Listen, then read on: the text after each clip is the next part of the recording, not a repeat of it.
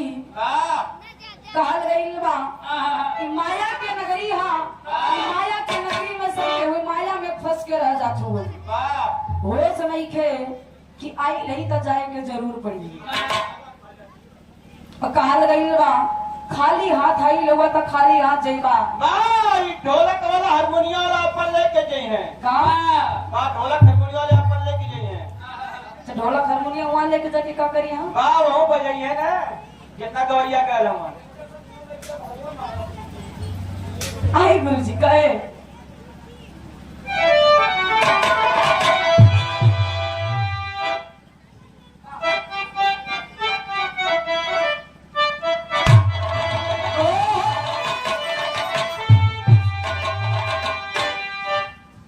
गीत के लाइन हाँ गुरु जी। अरे अंगने में फूल ही फूला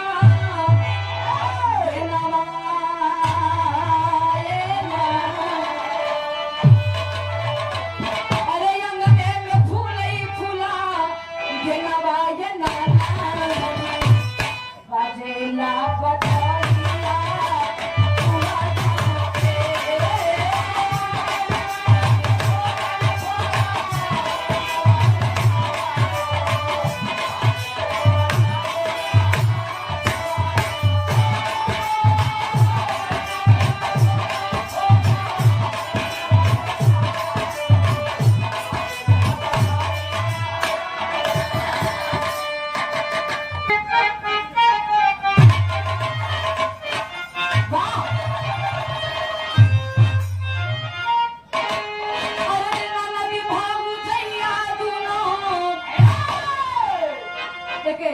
हैदर उस्ताद गाँव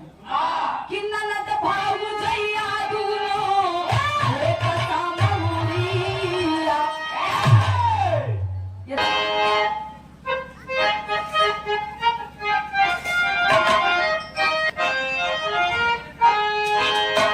अरे ननद भाऊ जैया दूनो एक सामूरिया अरे ननद भाऊ जैया दूनो एक सामूरिया दुनाहु के पिया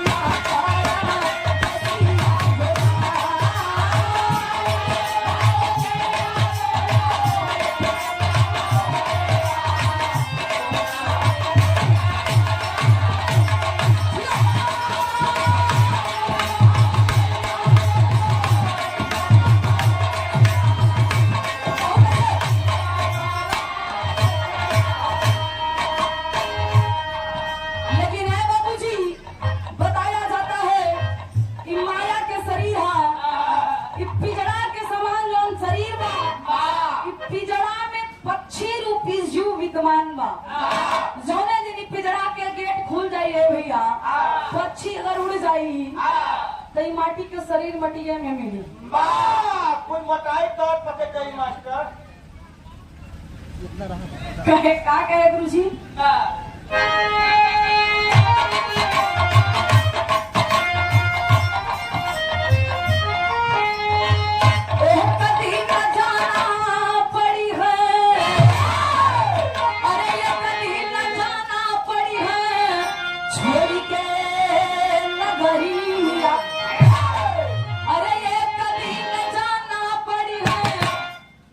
विधि के विधान सब सब केहू के जाए के केहू रही ना। यही से हमरे मानी गया कवि जी बड़ी सुंदर लाइन निकलन का एक दिन जाना पड़ी है छोड़ी के विधि के विधान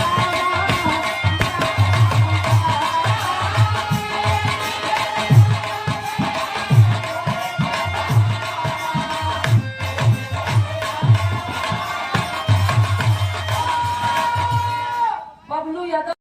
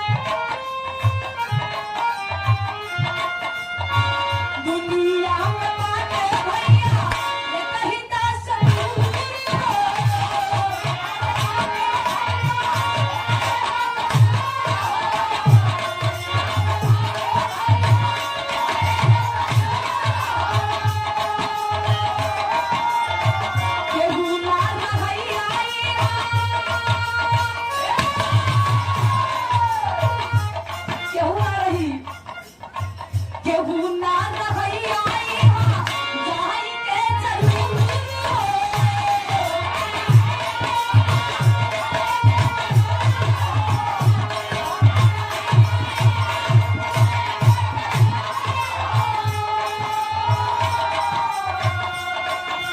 ए भैया यहाँ केहू ना रही चाहे जे केहू हुई आज यहाँ गावत हई तो रात्रि में वहाँ रहो कल यहाँ कहूँ और चौथे दिन जौनपुर घाटे पे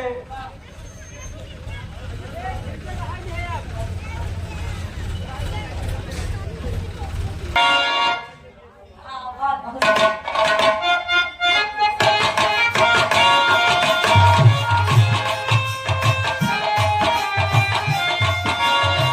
माया की नगरिया में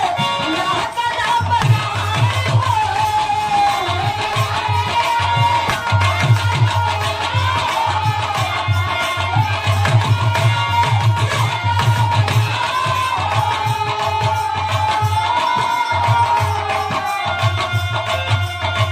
कुछ ताई ना बनवी में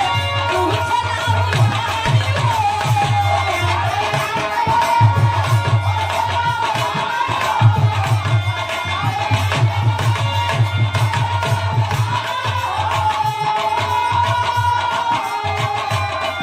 मोहतिया मिली जाई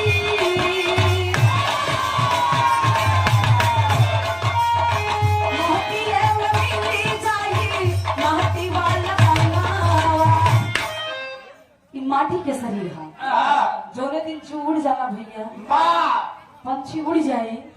तो ई मटिये में मिली केहू केतनो प्यार करी कहीं हमार बाबू है ना हमार भैया है ना हमार माई है हमार सरवाई नहीं हमार मेहरारू है बेचारे के वही इतने से प्यार है सच्चाई है भैया जब तक जान बा तब तक रिश्ता है जोने दिन ई जान इस शरीर से हट जाई निकल जाई ना रही बड़ा बढ़िया गावत रहता है। तो को हम ही मिलेगा बड़ा बढ़िया सुरेश ना सबका तिलक चढ़ावत रहूं ए भैया तो केहू 2 घंटा से ज्यादा वो शरीर के ना रखी सिर्फ ई जान से प्यारा बस शरीर से केहू प्यार माटी के शरीर में माटिये में मिली जब तक जान में तब तक पेशेंट हमारा 2000 वाला सेट पहनिए जो दिन जान ना रही और दिन सिर्फ 50 रुपया के कफन डाल के भैया ले जाके जला दे 25 रुपए का अगरबत्ती कहे वो दिखाओ अगरबत्ती चाहिए अच्छा यही से कहना है गुरु जी का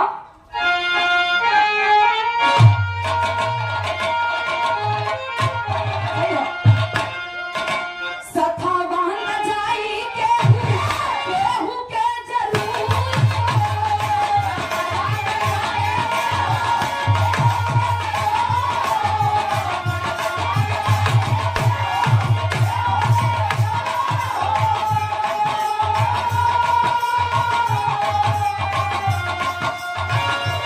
ये चीज जाई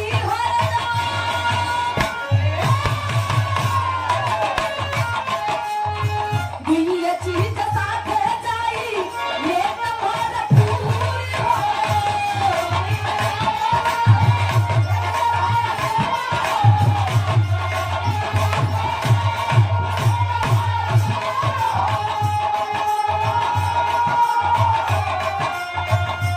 एक गुरु मंत्र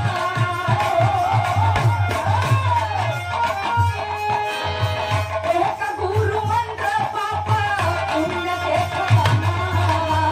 विधि के खाना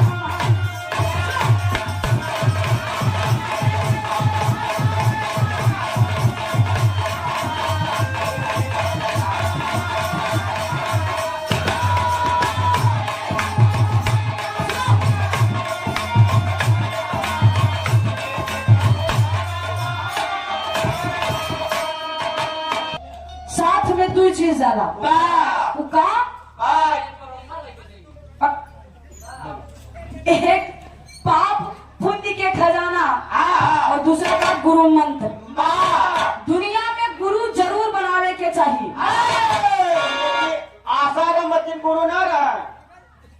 नहीं, गुरु सच्चा होना चाहिए। वाह यही से कहल गई बा कि जब तक गुरु मिले ही नहीं साचा,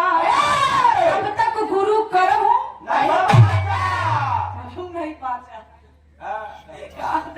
करो नहीं पाचा। अच्छा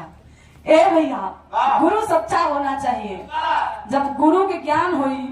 तभी तो हमनी लोगन के ज्ञान की तरफ ले जाई, नहीं तो अंधकार में जीवन चला था, अंधकार में खत्म हो जाए। अगर प्रकाश की तरफ जाए के है तो सच्चा गुरु बनावे के चाहे,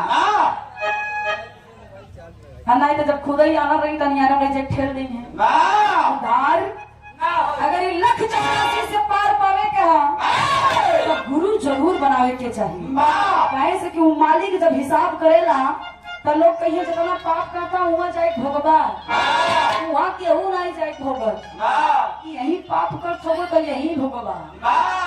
जितना कुल करत होगा आज ना तक कल यही भोगे के बा, वहाँ केहू ना जात भोगे, उनके पास इतना सीटें ही नहीं भी बैठेंगे, जैसे जाते ना वैसे भेज देते हैं, सिर्फ लेखा जोखा करके। अंतिम और आखिरी लाइन में गुरुजी कवि जी को लिखना पड़ा क्या?